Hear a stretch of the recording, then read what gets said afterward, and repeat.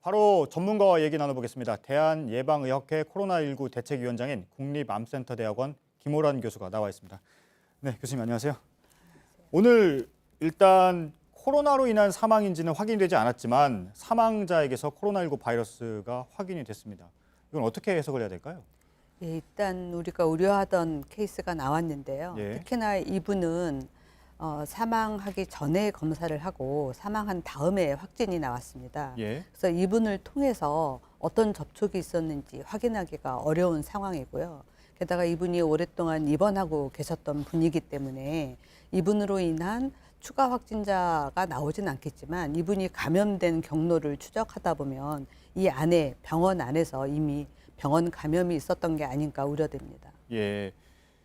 그런데 눈길을 끄는 부분이요. 폐렴 증세로 사망을 했는데 병원에 입원해 있었습니다. 그럼 병원에서 어느 정도 치료를 받았다는 얘기가 되는 건데 그럼에도 불구하고 만약에 이 폐렴 그리고 코로나19 때문에 사망을 했다면 더 심각한 상황 아닌가요? 그렇습니다. 우리가 그래서 폐렴 환자 전수조사를 해서 예. 현재 입원하고 있는 폐렴 환자 중에 원인 불명 폐렴에 대해서 검사를 다 하기로 했는데 이분은 일반 병원이 아니라 정신병원과 요양병원이 같이 있는 곳에서 입원하고 계셨기 때문에 아마 전문 치료진이 없었을 겁니다. 예. 그리고 지금 같은 상황에서 이런 데 계신 폐렴 환자를 만약에 다른 곳으로 이제 전원하고 싶어도 아마 받아주는 병원이 없었을 가능성도 있습니다. 예, 그 부분에 대해서는 뭐 아직까지 확인은 안 됐으니까요. 그렇습니다. 예, 질병관리본부에서 추가 확인을 해보겠죠. 예.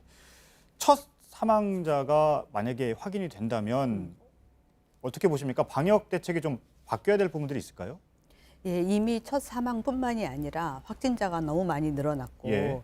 지역사회에 이제 확산이 시작되는 시기이기 때문에 아마 방역 대책 변화를 이제 질본이나 방역 당국에서도 고민하고 계실 겁니다. 저희가 이제 어제 이미 전문가 협회에서도 방역 대책 자체를 지금 완전히 봉쇄하는 봉쇄 전략에서 이제 사망을 줄이는 완화 전략으로 점진적으로 이행이 필요하다라고 건의를 드린 바 있습니다. 예, 그러니까 봉쇄만으로는 안 된다 이런 그렇습니다. 상황인데 예. 지금 보면 대구 경북은 걷잡을 수 없이 지금 환자들이 많이 늘어나고 있습니다. 통제가 가능할까요? 일단 대구시가 갑자기 환자가 늘어나니까 굉장히 어려울 겁니다. 예. 그렇다면 지금 현재 있는 수준에서 이렇게 좀 어레인지를 해야 됩니다. 조정을 해야 됩니다. 예. 그래서 중증 환자는 음압격리병실로 가고 예. 경증 환자는 1인 1실 병원으로 가되 이동형 음압기를 사용하고 그래도 환자가 더 늘어난다면 의료원 같은 한 곳에서 집중적으로 관리를 해야 됩니다. 그렇다면 의료원에 있는 환자는 다른 곳에서 받아줘야 되겠죠. 그리고 이렇게 갑자기 환자가 늘어나서 거의 모든 병원들이 이제 코로나19 환자를 보는데 집중하다 보면 다른 만성 환자, 다른 중증 환자, 응급 환자 진료에 차질이 생길 수 있습니다. 예. 그래서 병원별로 역할을 좀 구분할 필요가 있습니다. 예. 앞서 기자 연결에서도 전해드렸는데 지금 원래 그 환자들의 동선이 다음 날이면 공개가 됐었거든요. 근데 그렇죠. 갑자기 환자 수가 늘어나다 보니까 예. 오늘은 이 동선 발표가 조금씩 지연이 되고 있는데 예. 지금 이것만 봤을 때도 일단 역학조사에 어려움을 겪고 있는 것 아닌가요? 그렇습니다. 지금 시도에 각 2명씩 역학조사관을 두게 되어 있습니다. 예. 그렇지만 이게 이제 인구가 많은 시도나 적은 시도나 똑같거든요. 그러니까 대구 같은 경우도 2명밖에 없으니까 예. 많이 부족할 거고요. 이미 이제 중앙에서 역학조사관이 간 상황이지만 하루에 몇십 명이 발생하니까 굉장히 어려움이 있을 겁니다. 게다가 이 환자들은 지금 앞에 역학 고리를 모르니까 본인이 증상 발생한 이후뿐만이 아니라 그 앞에 2주를 봐야 됩니다. 감염 경로를 확인하기 위해서요. 예, 그렇습니다. 그러다 보니까 한 사람 조사하는데도 조사해야 되는 기간이 굉장히 긴 거죠. 예. 그래서 어려움이 많을 겁니다. 그런데 또 한편으로는 환자 수가 너무 많다 보니까 예를 들면 대구 경북에서도 상당수가 나왔지 않습니까? 이런 상황에서 이 환자들의 동선을 파악하는 것이 얼마나 의미가 있겠느냐. 왜냐하면 워낙 다양한 곳을 다녔을 수가 있으니까요. 예. 그런 지적도 나올 수가 있을 텐데요. 예, 그렇습니다. 그래서 환자 한 명에 대해서 접촉자를 일일이 찾아서 접촉자를 지금까지 자가격리를 했잖아요. 예. 그런 정책이 어려울 수 있습니다. 그래서 환자가 지나갔던 자리만 동선만 발표를 해서 그 자리에 있었던 사람들이 혹시라도 증상이 나타나면 빨리 병원에 갈 수 있도록 예. 안내를 하는 게 중요하고요.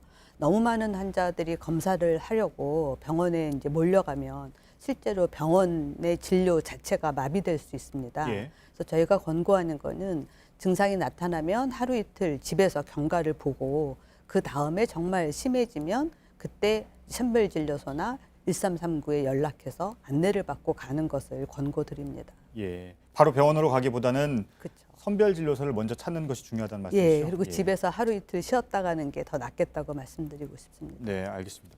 또 하나 주목할 부분이요.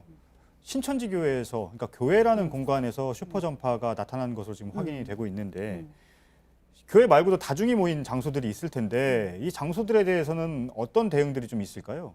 일단은 다중이 모인 장소는 예. 가능하면 환기가 잘 되는 곳이어야 됩니다. 예. 그리고 사람들 간의 간격이 좀 떨어져야 되고요. 예. 그리고 아무래도 오랫동안 같은 사람들이 모여 있다 보면 감염 위험이 높거든요. 그러니까 마스크를 쓰고 사회를 진행한다거나 행사를 진행하는 게 중요하겠습니다. 예, 그렇군요.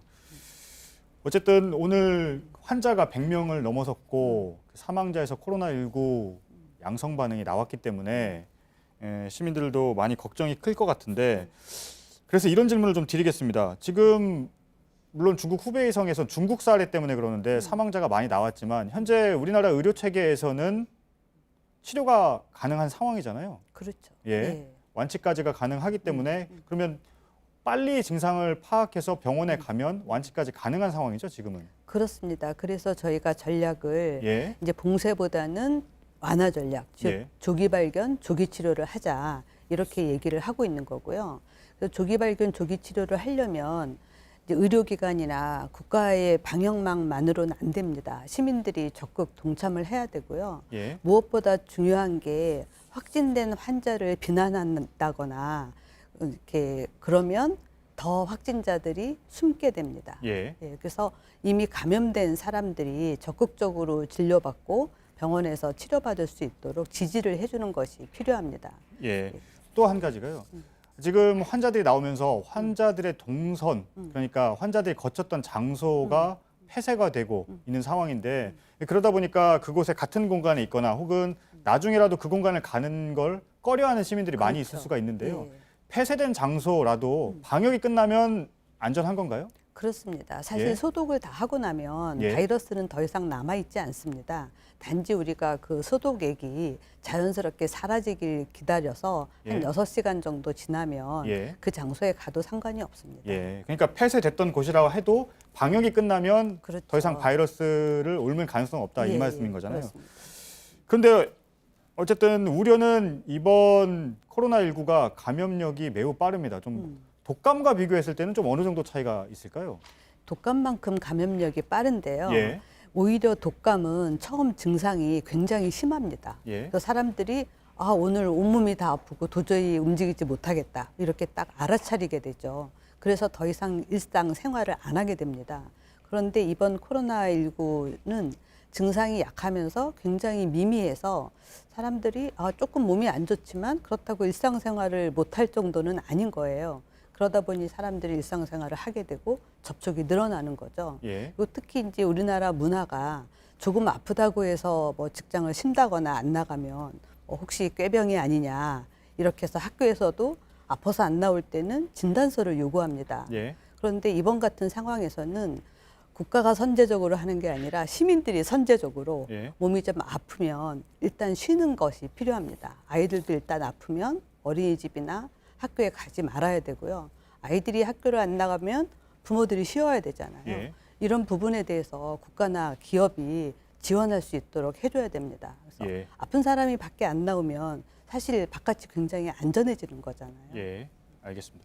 한 가지만 더 여쭤보겠습니다. 예, 앞서 기자 연결을 했을 때요. 이번 코로나19 환자가 메르스는 뛰어넘을 것이다. 이런 예측이 나왔는데 오늘 갑자기 환자 수가 확 늘었는데 이 확산세가 언제까지 좀 이어질까요? 사실 그건 아무도 모릅니다. 예. 그렇지만 이제 수학적 모델링을 하는 사람들이 빨라야 5월이고 이제 8월 정도 예측을 하고 있습니다. 예. 하지만 가장 중요한 거는 일단 중국이 안정세로 돌아서야 됩니다. 예. 예, 중국이 안정세로 돌아선다면 그 주변 국가들도 같이 안정세로 돌아설 수 있을 거고요. 문제는 이제 사스나 메르스처럼 완전히 없어지지 않을 수도 있다 하는 문제입니다. 이거 자체가 굉장히 약한 증상을 보이기 때문에 어느 정도 수준에서 계속 유지될 수도 있다. 그렇기 때문에 이거에 대해서 너무나 과도한 반응을 하게 되면 나중에는 지쳐서 더 이상 쓸 수가 없게 됩니다. 우리가 쓸 수 있는 여러 가지 방어 전략 중에서요. 잠시만요. 예. 방금 중국이 안정이 돼야 된다고 말씀하셨는데 예. 지금 중국은 사실 우한은 입국 제한이 되고 국내 지역 감염이 발생하고 있는데 중국과도 어떤 관련이 있을까요? 그렇습니다. 우한은 막고 있지만 예. 우리가 그 외에 중국은 막고 있지 않고 예. 또 중국을 경유해서 다른 제3국을 통해서 지금 계속해서 유행이 일어나고 있잖아요. 그러니까 예. 지역 감염 외에도 아직도 중국을 그쵸. 통한 예. 감염이 더 이루어질 수 있다. 그렇습니다. 이런 말씀이신 거죠? 예.